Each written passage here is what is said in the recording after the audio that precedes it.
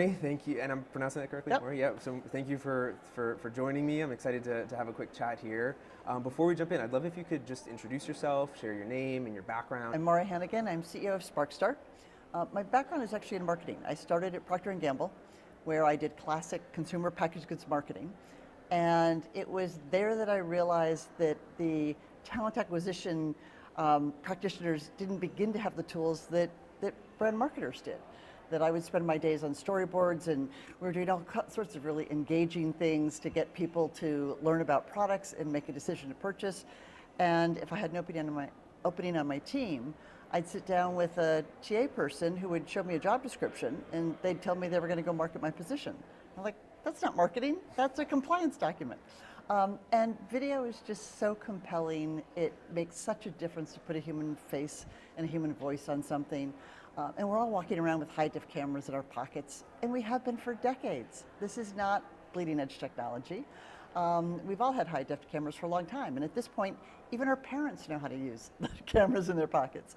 So there's no reason not to use them for TA. They work. When you meet a new company and you go and you're talking to a TA leader and they have not done any sort of video content for talent acquisition in the past, what is your recommendation in terms of where they should start and how they should be thinking about this type of employee content? I almost don't. If we've sort of taken the approach, if we need to tell people that video is a compelling medium that engages people and is persuasive and communicates, then they're probably not going to be the kind of client that's really going to use our tool and do it well. So generally, we're talking to people who understand that video connects with people, and they want to do it at scale, and they need all the security that their corporations require, and they need a way to manage it and to do it really efficiently. Those are the folks that we want to talk to. The person that needs to be convinced that they really need to do a video, we politely say, good luck. And when a company's doing it kind of in the inverse, when a company's doing it really well, what does that look like? What are the characteristics or the qualities of a company that's really leaning into this idea of let's try to bring to life our employee stories and use those on videos? What does that look like to you? The very best ones understand what problems they're trying to solve and are using video to do it. Rather than saying, oh, let's go make some videos. Oh, we need a recruiting video. I would say, no, you don't. You have absolutely no need for a recruiting video. You may have recruiting issues that need to be solved, and video would be fabulous to solve them. But a recruiting video, no, not really. It's what information do people need? Who's the credible person to deliver that? How are you going to get that piece of video in front of your potential candidate? Those are the people that do it well. And when we look at people who are really good, it's like, here are the things that we want to accomplish with video, because we think video is the right way to do it. They've got real business goals in mind, rather than starting with, oh, we have an employee who's really got an interesting story. Interesting to who? Your software developer, your internal audit person, your salesperson? Probably not all three of them. Maybe somebody. But we want to come at it the other way. What are the business problems? How can video help you solve those? And then let's talk about how you do that efficiently and safely and simply and all of that. Yeah, I love that. So we're sitting here, we're at TA Week right now, and a lot of the speakers are talking about unconscious bias and diversity, equity, and inclusion, and these kind of macro topics that a lot of companies are thinking about. How do you think that video and employee video relates to those types of topics in terms of hiring and recruiting? Do you think that it has an impact, positive or negative, and how companies should be thinking about this? Clearly, I think it has a positive impact. I think video gives you greater transparency when you can actually see the real employees, and I think that makes a huge difference. We are really vehement with clients. We don't always win this, but we vehemently recommend they don't script their employees, that they let their employees talk. If their employer brand really is accurate, it's going to come across in the genuine conversations of their employees. When they have to tell the employees, oh, we want you to hit these 3 points and use these 3 phrases and so forth, you can always tell. One of the things we say is your employees aren't professional actors. And script writing and speech writing is different than spoken language, right? Written language is different than spoken language. So when people go to write out a script, it's almost stilted to begin with, because that's not the way we speak. So I think just whether it's DEI, whether it's communicating your culture, whether it's just interesting people in your organization, I think whenever you're honest and transparent and informative, you advance that cause. And video does that better than anything else. It's really hard to do those kinds of things in written language. And so I guess what I'm hearing a little bit of in there is this idea of authenticity, of really trying to have your employees speak their real truth. How do you, when you're talking to a large corporation, multinational corporation that's very intent on managing their employer brand and their image, how do you help them understand or think about the idea of like unfiltered, authentic employee content versus maybe more traditional types of video that they've worked on, which is more produced and scripted and things like that? How do you think about that? We show them the stats on candidate engagement, and there's a ton of research out there that says candidates generally aren't impressed by highly produced video. It feels like a commercial to them. It feels like propaganda to them. And they're so used to their friends picking up their phone and going, hey, I'm at the Wolf Alice concert, it's great. And maybe it's a little shaky, and maybe there's background noise, and maybe they're not framed perfectly, and maybe there's not a boom mic in front of them. But that's somebody they trust communicating with them. So the closer you can be to that, and I'm not advocating for shaky or bad audio, but when it becomes very polished, it has a feel to it that feels manufactured. And I think you lose a lot of that authenticity when you do that. Well, I agree with that. So I want to change gears for just a second and ask you about you. What is it that you love about what you do? I think work is really important to people. I think it gives us intellectual challenge. I think it can give us a sense of satisfaction. I think it gives us a social community. I think it does a whole lot more than just put a paycheck in your bank account, which also is hugely important.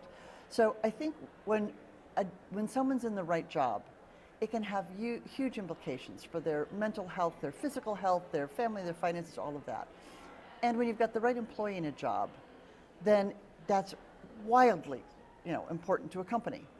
So if what I can do and what Sparkstar can do is help the communication so that the right employees end up in the right jobs and everybody wins, that's what I want to get out of bed in the morning and do. I want to work on something where everybody wins and something that really matters to them, something that really makes a difference in the quality of their lives.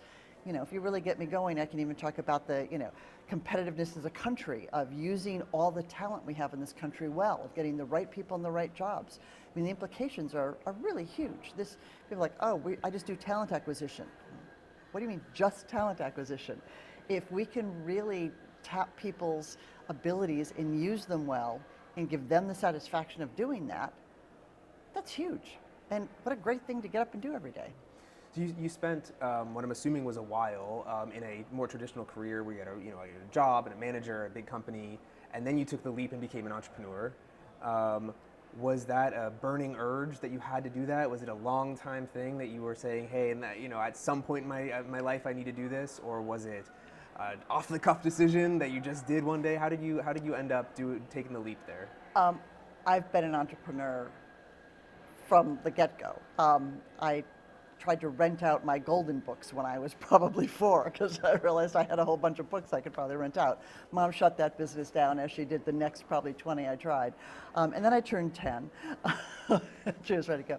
But I understood that big corporations had a ton of experience and traditional wisdom and expertise, and I wanted to go learn how the big boys did it. Like, there was no reason to figure this out trial and error, especially on my own dime. So I went to I went to Procter & Gamble for marketing because they understand how to do marketing. And I learned from incredible people there and really loved it, and I'm still friends and affiliated with the Alumni Association of that. I went from there to Pepsi. Very different organization, but an organization that knows how to run a business. And I probably learned more about finance there, even though I was still in a marketing role. And that was really valuable to me. And I got the chance to manage people, and I got coaching on that, and I got feedback from managers. So I was a little bit chafing at the bit being in a big organization, because that's not me. I love to create things from scratch. Give me a white piece of paper and or a whiteboard. People laugh at me because I say I can't think without a whiteboard. They do. I have 6 whiteboards in my office.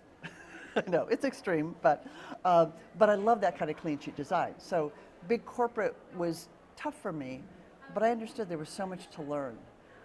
And I'm so grateful that I had that education. So final question for you. Let's imagine at some point there's a high school student or a college student out there, and they're watching this interview right now, and they aspire to do what you have done in your career, which is ultimately start a company and build a company. What would be your advice to them right now, to if they wanted to follow in your footsteps and build as you've done? My first advice would be don't do it. There are so many businesses that fail and so many people who squander their life savings. The only reason you should be an entrepreneur is if there's absolutely nothing else you can possibly do. Think, oh gee, I'll go be an entrepreneur and I'll struggle for 6 months and then I'm going to make a lot of money. It's not really how it works. So if there's anything else you can do to be happy, go do that first. But if you're one of the misfits who can't possibly succeed anywhere else, I would say to go and work in a business like the one you want to start for 2 years. And everybody's going to roll their eyes and goes, no, no, no, no. You know, I want to start a nail salon.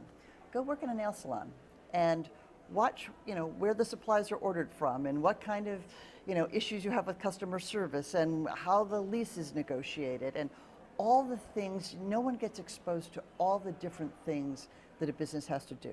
I mean, as you know, any given day, you're dealing with, there's a special federal tax that got imposed in New York State that I'm dealing with forms on that.